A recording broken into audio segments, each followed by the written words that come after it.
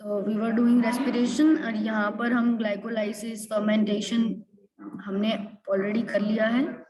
Glycolysis के steps, fermentation के steps, aerobic respiration ही बताया था कि क्रेब्स साइकिल को कहते हैं। क्रेब्स साइकिल के पॉइंट्स को ही एरोबिक रेस्पिरेशन हम लोग कहते हैं।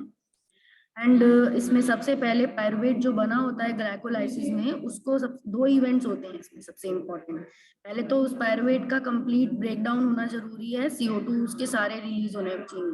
तो पायरुविक एसिड 3 कार्बन का है, यानी कि उसमें सारे 3 कार्बन डाइऑक्साइड के मॉलिक्यूल के फॉर्म में बाहर रिलीज हो जाने चाहिए ब्रेक होने के बाद। और ये हो पॉसिबल है माइटोकॉन्ड्रिया के अंदर। तो क्रेब्स साइकिल माइटोकॉन्ड्रिया के अंदर ही होती है। Then passing of electrons removed as part of hydrogen atoms to molecular oxygen with simultaneous synthesis of ATP inner membrane of mitochondria. तो ये जो इलेक्ट्रॉन्स होते हैं ये रिमूव किए जाते हैं हाइड्रोजन एटम्स से रिमूव करके, और ऑक्सीजन को सारे के सारे प्रोटॉन्स, हमने बोला था oxygen act as a electron acceptor. Final electron acceptor कौन है? ऑक्सीजन काम करेगी। और इस तरह की स्टेप्स जिसमें ऑक्सीजन जब इलेक्ट्रॉन्स को लेती है और H2O बनाती है, किसमें कन्वर्ट हो जाती है? खुद ऑक्सीजन H2O, हाइड्रोजन्स भी ले लिए, इलेक्ट्रॉन्स भी ले लिए। जैसे हम अगर इक्वेशन देखें तो H2O कैसे बनेगा? 2 प्रोटॉन्स जोड़ेगी प्लस 2 इलेक्ट्रॉन्स भी जोड़ेगी। फिर तो 2 प्रोटॉन्स पे पॉजिटिव चार्ज है, 2 इलेक्ट्रॉन्स पे नेगेटिव चार्ज है, प्लस क्या जोड़ देगी? एक ऑक्सीजन मॉलिक्यूल जोड़ देगी O। तो ये बन जाएगा H2O। क्लियर? तो इस तरीके से ऑक्सीजन जुड़ में हाइड्रोजन और इलेक्ट्रॉन जुड़ जाते हैं, ATP बन जाता है। एंड पायरुवेट जो होता है वो, अब ये 2 स्टेप्स तो हो गए, यही होता है मेनली एरोबिक रेस्पिरेशन से। ये एरोबिक रेस्पिरेशन के स्टेप हैं, ये ऑक्सीजन की प्रेजेंस में जो रेस्पिरेशन हो रही है जिससे सबसे ज्यादा ATP बनते हैं। और ATP कैसे बनते हैं? साइमल्टेनियसली ATP बन जाते हैं इनर मेम्ब्रेन ऑफ माइटोकॉन्ड्रिया में। यहाँ पर पायरुवेट एंटर करता है माइटोकॉन्ड्रिया के अंदर पायरुविक डिहाइड्रोजिनेज एंजाइम और कोएंजाइम ए के प्रेजेंस में, और ऑक्सीडेटिव डीकार्बोक्सिलेज होता है। पायरुवेट डिहाइड्रोजिनेज एंजाइम काम करती है, पायरुविक एसिड को अंदर लिया जाता है क्रेब्स साइकिल में in the form of acetyl coenzyme में, एक CO2 रिलीज कर दिया जाता है पायरुविक एसिड से और NADH बन जाता है। ये वाली एंजाइम इसे कंट्रोल करती है इस स्टेप को। तो यहाँ पर एसिटाइल कोएंजाइम ए से स्टार्ट हो जाती है क्रेब्स साइकिल। जैसे एसिटाइल कोएंजाइम ए बना, क्रेब्स साइकिल स्टार्ट हो गई। क्रेब्स साइकिल यहाँ पर स्टार्टेड है एंड इसमें आप देख सकते हो कि पायरुविक एसिड जो है वो आपका एसिटाइल कोएंजाइम ए के फॉर्म में अंदर आया है, 2 कार्बन के फॉर्म में अंदर आया है यहाँ पे, क्योंकि एक CO2 भी रिलीज हो गया है, NADH भी बना है और कोएंजाइम ए अंदर आई है। तो कोएंजाइम में अंदर आई है और पायरुविक एसिड एसिटाइल कोएंजाइम में 2 कार्बन के फॉर्म में अंदर आया, और पीछे किससे पेयर हुआ? ऑक्जेलो एसिटिक एसिड, जो कि खुद ही 4 कार्बन का एसिड है। ऑक्जेलो एसिटिक एसिड जो 4 कार्बन का एसिड है उससे पेयर हुआ, तो उसको 6 कार्बन का एसिड बनाना है। क्योंकि ये पहला मॉलिक्यूल है सिट्रिक एसिड, तो साइकिल को भी क्या बोलते हैं? Citric acid cycle. Krebs cycle Krebs तो क्यों बोलते हैं? बिकॉज वो साइंटिस्ट का नाम है जिस साइंटिस्ट ने ये प्रूव करी थी। तो क्रेब्स साइकिल बोलते हैं बिकॉज ऑफ साइंटिस्ट, बट क्योंकि पहला प्रोडक्ट जो बनता है वो सिट्रिक एसिड है, तो इस साइकिल का नाम सिट्रिक एसिड साइकिल भी होगा। क्योंकि जब हमने पीछे का चैप्टर पढ़ा था फोटोसिंथेसिस का, उसमें जब C3 साइकिल बोल रहे थे तो इसीलिए बोल रहे थे, उन प्लांट्स को C3 प्लांट बोल रहे थे जिसमें CO2 फिक्स करके सबसे पहला प्रोडक्ट क्या बनता है? 3 कार्बन का। तो प्लांट का नाम ही C3 रख दिया, साइकिल का नाम भी C3 साइकिल रख दिया। वैसे उसको केल्विन साइकिल भी कहते हैं। तो किसी भी साइकिल को इन द टर्म्स, एक तो साइंटिस्ट के नाम के ऊपर नाम दिया जाता है और एक उसमें जो प्रोडक्ट बना है उसके नाम पे दिया जाता है। अब ग्लाइकोलाइसिस को भी हम 2 तरीके से नाम दे रहे हैं। मैंने क्या बोला था? साइंटिस्ट के नाम है एम्बिडेन, जो उनके सरनेम है एम्बिडेन, मेयरहॉफ एंड परनास। तो ग्लाइकोलाइसिस को एक नाम दिया है EMP पाथवे, एक नाम दिया है ग्लूकोज टूटता है। क्योंकि ग्लूकोज टूटता है तो इसलिए उसको बोलते हैं ग्लाइकोलाइसिस, ग्लूकोज ब्रेक होने वाली साइकिल। अब यहाँ पर क्योंकि पहला प्रोडक्ट बन रहा है सिट्रिक एसिड, तो इस साइकिल को क्या बोलते हैं? एरोबिक रेस्पिरेशन की को सिट्रिक एसिड साइकिल, ये बोल दिया हमने। फिर सिट्रिक एसिड का आप देख रहे हो, यहाँ से 4 कार्बन में 2 कार्बन जुड़े थे तो 6 कार्बन का बना था। अब एक CO2 रिलीज हो जाता है नेक्स्ट स्टेप में, और एक CO2 रिलीज होने से citric acid alpha keto glutaric acid में बदल जाता है और NAD पॉजिटिव से NADH बन जाता है। देन 5 कार्बन हो गया क्योंकि एक CO2 तो रिलीज हुआ ही है। नेक्स्ट स्टेप में एक और CO2 रिलीज हो जाता है और हमें यहीं तक बस CO2 रिलीज होगा, क्योंकि कितने कार्बन एंटर हुए थे, 2 कार्बन एंटर हुए थे। हालांकि यहाँ बना प्रोडक्ट 6 कार्बन का था, बट उसे 4 कार्बन का रीजनरेट भी तो कराना है। तो 4 कार्बन का रीजनरेट, तो 4 कार्बन जैसे ही आ जाएंगे तो वैसा का वैसा ऑक्सैलो एसिटिक एसिड रीजनरेट कराने में लग जाएगा, क्योंकि एक साइकिल है, साइकिल रुकनी नहीं चाहिए। तो रीजनरेट करवा देते हैं 4 कार्बन का, 2 कार्बन डाइऑक्साइड रिलीज करा देते हैं पहले 2 स्टेप में।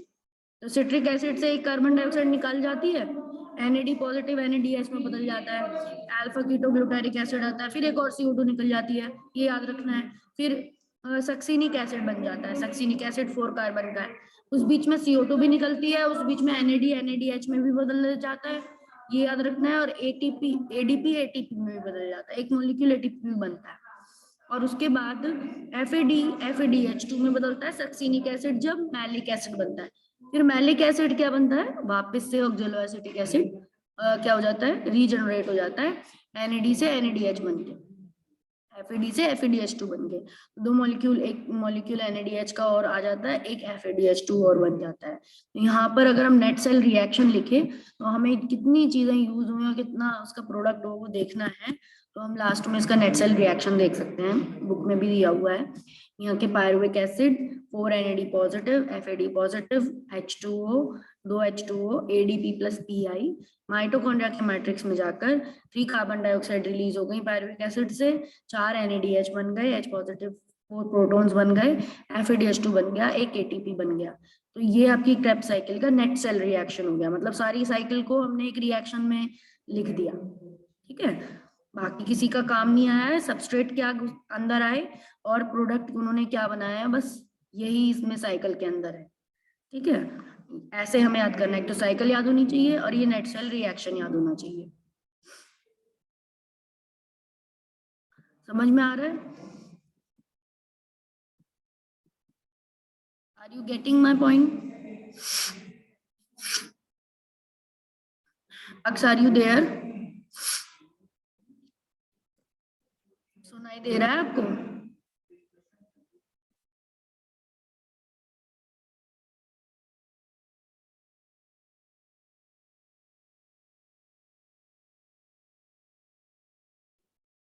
Are you able to listen me? Chat में लिख दो अगर बोलना है, शायद तुम्हारा वो अनम्यूट नहीं हो रहे हो तुम।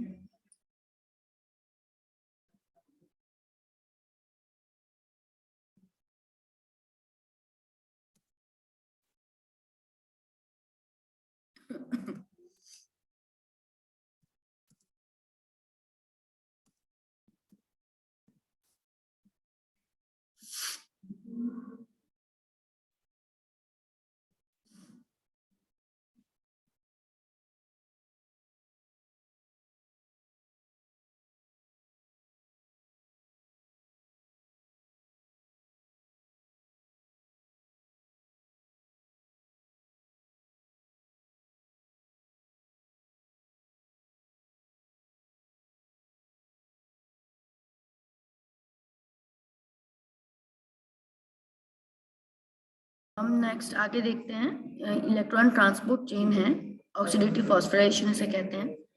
क्यों?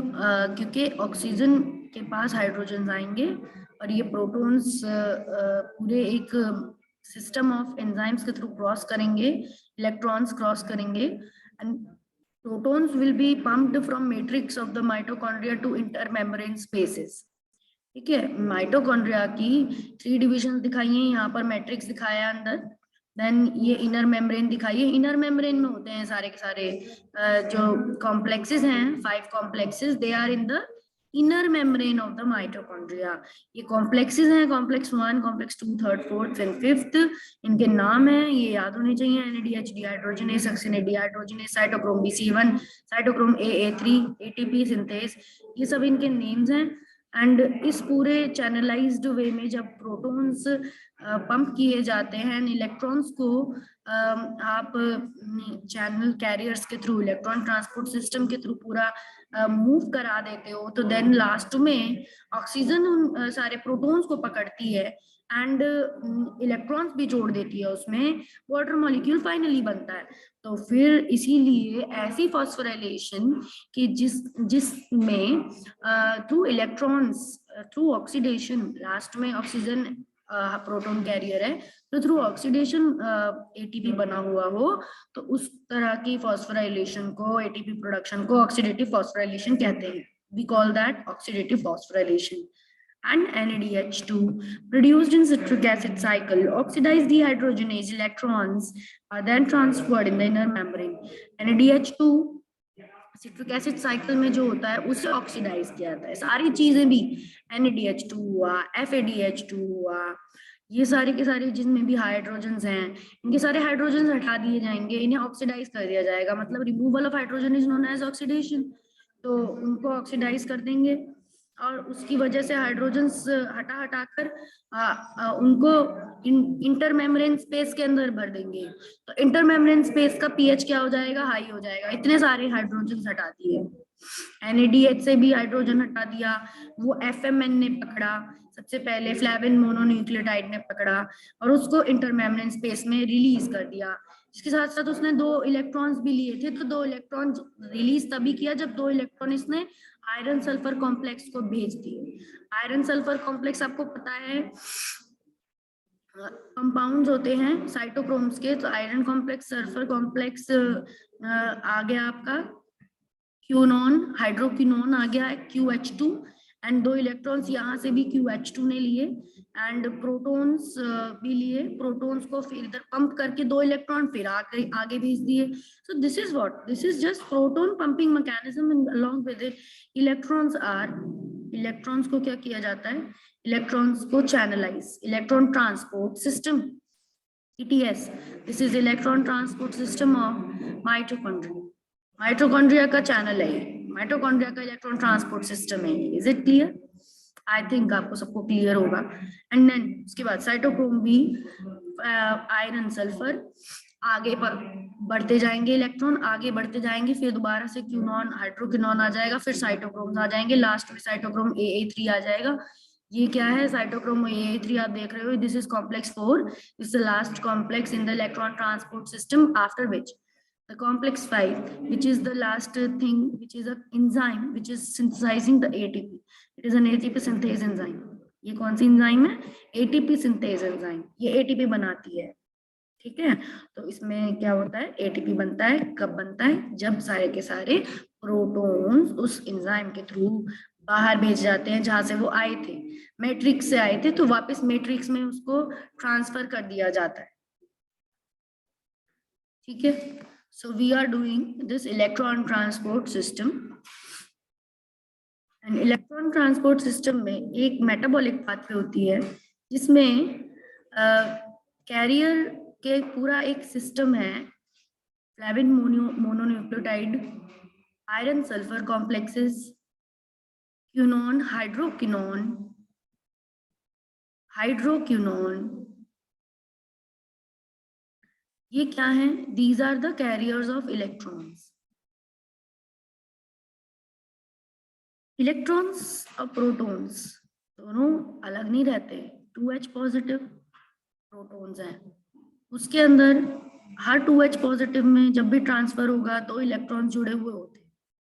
तो जितने भी NADH क्रेब्स साइकिल के दौरान बने, जितने भी FADH क्रेब्स साइकिल के दौरान बने, तो ये क्या है? ये टेम्परेरी इलेक्ट्रॉन कैरियर्स होते हैं और प्रोटॉन कैरियर्स होते हैं। इनमें से हाइड्रोजन हटाकर ऑक्सीडाइज करना, क्योंकि किसी की भी हाइड्रोजन हटते हैं तो उस प्रोसेस को बोलते हैं ऑक्सीडेशन। तो इसमें NADH भी ऑक्सीडाइज हो रहा है, इनकी ऑक्सीडेशन हो रही है। इनमें से प्रोटॉन रिमूव करे जा रहे हैं जो कि इनर माइटोकॉन्ड्रियल मेम्ब्रेन के अंदर प्रेजेंट इलेक्ट्रॉन ट्रांसपोर्ट सिस्टम करता है ऑक्सीडाइज।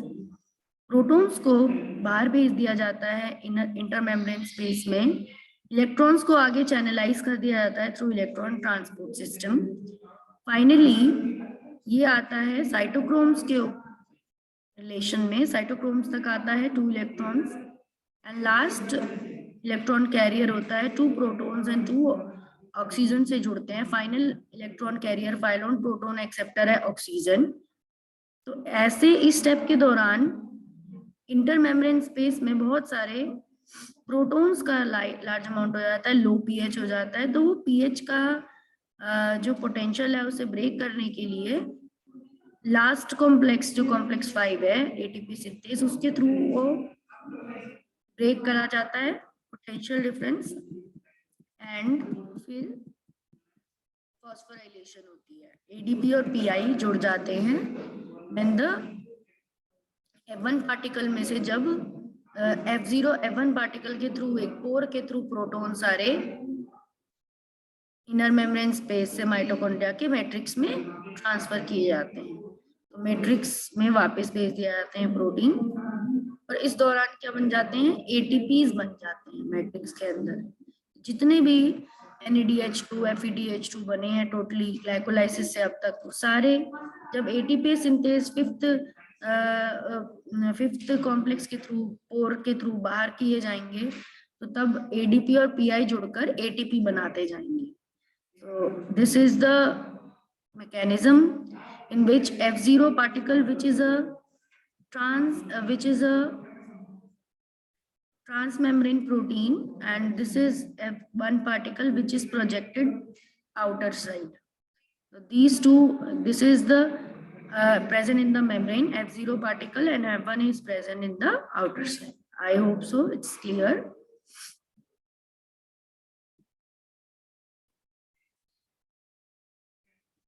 रेस्पिरेटरी बैलेंस शीट, इसमें हमने बताया है कि टोटली एक ग्लूकोज मॉलिक्यूल के ब्रेक होने से 36 एटीपीज बनते हैं। NADH जब भी there is a sequential order जिसमें ग्लाइकोलाइसिस चली, ग्लाइकोलाइसिस के बाद TCA चला, मतलब ट्राई कार्बोक्सिलिक एसिड यानी सिट्रिक एसिड साइकिल की बात कर रहे हैं। सिट्रिक एसिड साइकिल का दूसरा नाम tri carboxylic acid B cycle भी है।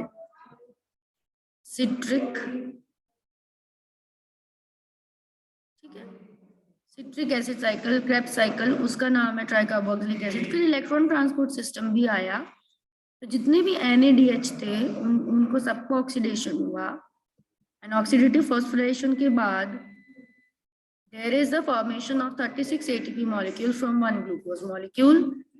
So this was the all about the aerobic respiration.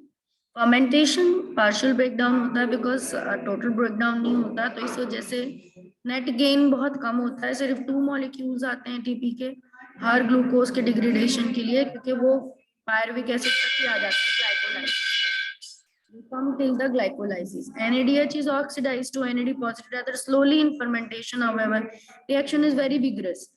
Reaction बहुत ज़्यादा तेज होता है, फिर भी NADH ऑक्सीडाइज कर दिया जाता है NAD पॉजिटिव में, एंड एरोबिक रेस्पिरेशन होती है। एम्फीबॉलिक पाथवे, रेस्पिरेशन को हम एम्फीबॉलिक पाथवे क्यों कहते हैं, बिकॉज हमने पहले भी डिस्कस किया था कि इसमें फैट्स, कार्बोहाइड्रेट्स, प्रोटीन एंटर कर सकते हैं for the formation of oxygen, for the formation of ATPs and CO2 बना सकते हैं। इन सब का ब्रेकडाउन हो सकता है, यानी कैटाबॉलिज्म तो हो रहा है, पर बीच में जो स्केलेटन्स बनेंगे, जैसे कि कुछ ऐसे कंपाउंड्स अगर बन जाएं कि कुछ शुगर्स हैं, डाइहाइड्रोक्सीएसीटोन फॉस्फेट्स हैं, ये क्या कर सकते हैं, they can also used for synthesis of other molecules. Plus fats को भी फैटी एसिड ग्लिसरॉल की तरह पायरुविक एसिड या एसिटाइल कोएंजाइम ए के स्टेप पर क्रेब्स साइकिल के अंदर लिया जा सकता है। कार्बोहाइड्रेट्स को तो नॉर्मली ग्लाइकोलाइसिस के बाद, ग्लिसरॉल्डिहाइड के बाद पायरुविक एसिड के फॉर्म में ही क्रेब्स साइकिल के अंदर एसिटाइल कोएंजाइम बना के लिया जा रहा है। प्रोटीन को अमीनो एसिड के लेवल पर लिया जा सकता है, पायरुविक एसिड में कन्वर्ट करेंगे अमीनो एसिड को, and then so amphibolic is that कि it is uniting various different substrate, respiratory substrate in order to do aerobic respiration at different steps. So इस वजह से this is considered as amphibolic, and कुछ इसके intermediates भी दूसरे substances बना सकते हैं। जैसे कि आप अगर देखो एसिटाइल कोएंजाइम में अगर फैट्स अगर एसिटाइल कोएंजाइम में बदल सकते हैं, ठीक है, ये चैनल दिख रहा है आपको कि फैट्स एसिटाइल कोएंजाइम में बदल, एसिटाइल कोएंजाइम देखिए बहुत सारे एसिटाइल कोएंजाइम में कि जॉइनिंग से फिर फैट्स और ग्लिसरॉल भी बन सकते हैं, इसका मतलब क्योंकि कोई चीज अगर किसी का सबस्ट्रेट है तो वही सबस्ट्रेट फिर वापस जाके उसका प्रोडक्ट बन सकता है, दिस इज इंटरकन्वर्टेबल, देयरफॉर कि कुछ फैटी एसिड मेटाबॉलिज्म में सिंथेसिस में भी एसिटाइल कोएंजाइम में ज्यादा अमाउंट में होगी तो वो यहाँ बना भी सकती है। और आपको वैसे भी पता है कि कार्बोहाइड्रेट ज्यादा लेने से अगर उनका हमने सही से यूज नहीं किया तो वो हमारे बॉडी में फैट में कन्वर्ट हो जाती है, they get converted in our body as fats. Last topic of this chapter is respiratory quotient. The ratio of the volume of CO2 evolved to the volume of O2 consumed in the respiration is called respiratory quotient RQ or respiratory ratio. आपको पहले ही बता दिया था कि जब भी कुछ चीज ब्रेक होगी, रेस्पिरेशन होगा, चाहे कार्बोहाइड्रेट हो चाहे कोई भी हो, तो उसको उसमें जितनी CO2 रिलीज हुई उसका अमाउंट लिखेंगे अपॉन जितनी ऑक्सीजन उस प्रोसेस के दौरान हमने रेस्पिरेशन के दौरान यूज करी वो लिखेंगे, consumed oxygen upon produced CO2, दोनों का रेशियो जो होगा उसी को रेस्पिरेटरी क्वोशिएंट बोलते हैं। एंड कार्बोहाइड्रेट जब ऑक्सीडाइज होते हैं तो रेस्पिरेटरी क्वोशिएंट 1 आता है, वेरी इंपॉर्टेंट। एंड क्योंकि CO2 और ऑक्सीजन इक्वल अमाउंट में यूज और कंज्यूम होती हैं और प्रोड्यूस और कंज्यूम होती हैं, RQ फैट्स में लेस देन 1 होता है, दिस इज आल्सो इंपॉर्टेंट क्योंकि सच क्वेश्चन यहीं से आ सकता है कि which of out of carbohydrate fats or protein has respiratory quotient less than 1, less than 1 किसका रेस्पिरेटरी क्वोशिएंट, तो आपको पता होना चाहिए फैट्स का रेस्पिरेटरी क्वोशिएंट लेस देन 1 होता है, ठीक है, यहाँ दे रखा है, ये क्वेश्चन है, यहाँ पर देखो, आप देखो 102 CO2 निकल रही है, तो यहाँ पे ऑक्सीजन कितनी यूज हुई है, 145 यूज हुई है, तो 102 छोटा नंबर है, छोटे नंबर को बड़े नंबर से डिवाइड करोगे तो पॉइंट में आंसर आएगा, 0.7 आंसर आ रहा है, तो 0.7 आंसर किसका है, फैट्स का, 1 से कम है 0.7। प्रोटीन्स रेस्पिरेटरी क्वेश्चन 0.9 आता है, नियरली 1 आता है प्रोटीन्स का, और रेस्पिरेटरी क्वेश्चन कार्बोहाइड्रेट का 1 आता है। So this was the last topic of our chapter. Today we have discussed that respiratory question का formula and respiratory question का value for the fats, carbohydrates and protein, amphibolic pathway के किस तरीके से fats, carbohydrates और proteins भी Krebs cycle में involve हो सकते हैं और उनके प्रोडक्ट बना सकते हैं, प्लस सबस्ट्रेट से वापस से वो खुद भी बन सकते हैं। फर्मेंटेशन और एरोबिक रेस्पिरेशन में क्या डिफरेंस है कि फर्मेंटेशन में कम एटीपी प्रोड्यूस होते हैं, सिर्फ 2, एंड एरोबिक रेस्पिरेशन में 36 एटीपी प्रोड्यूस होते हैं ग्लूकोज को तोड़ने से। देन आ जाता है कि structure of ATP synthase, F0 particle जो कि मेम्ब्रेन में ही लगा हुआ होता है, इंटीग्रल प्रोटीन होता है, और F1 पार्टिकल जो कि हेड पीस होता है, पेरिफेरल प्रोटीन है। इन दोनों के थ्रू जब प्रोटॉन्स मैट्रिक्स में वापस भेजे जाते हैं तो ADP और PI जुड़कर ATP बना देते हैं। यहाँ पर इनर मेम्ब्रेन में माइटोकॉन्ड्रिया की बहुत सारे कॉम्प्लेक्सेस लगे हुए होते हैं, जिसमें जब जब NADH का और FADH हाइड्रोजन कैरियर्स का ऑक्सीडेशन होता है तो इलेक्ट्रॉन्स को आगे इस पूरी चेन के थ्रू फाइनली ऑक्सीजन तक पहुंचाया जाता है, जहां पर प्रोटॉन्स को ऑक्सीजन से जोड़कर और वाटर बना दिया जाता है और इलेक्ट्रॉन यहाँ ले लिए जाते हैं। तो final terminal electron acceptor oxygen हो गई, प्रोटॉन एक्सेप्टर भी और इलेक्ट्रॉन एक्सेप्टर भी, और इसकी वजह से जो प्रोटॉन्स थे उन्होंने ATP बनाने में हेल्प करी। इलेक्ट्रॉन ट्रांसपोर्ट सिस्टम के पूरे कॉम्प्लेक्सेस के नाम कॉम्प्लेक्स 1, कॉम्प्लेक्स 2, कॉम्प्लेक्स 3, 4, 5 याद करने हैं। एंड क्रेब्स साइकिल में ये पूरा नेट सेल रिएक्शन याद करना है, pyruvic acid 4NAD positive, FAD positive, 2H2O ADP PI and 3CO2 निकलती है, 4NADH 4H positive, FADH2 and ATP। Krebs cycle पूरी याद करनी है। एंड एरोबिक रेस्पिरेशन, ये सब alcoholic fermentation, lactic acid fermentation. With this I am finishing the session here and all the best for your exams.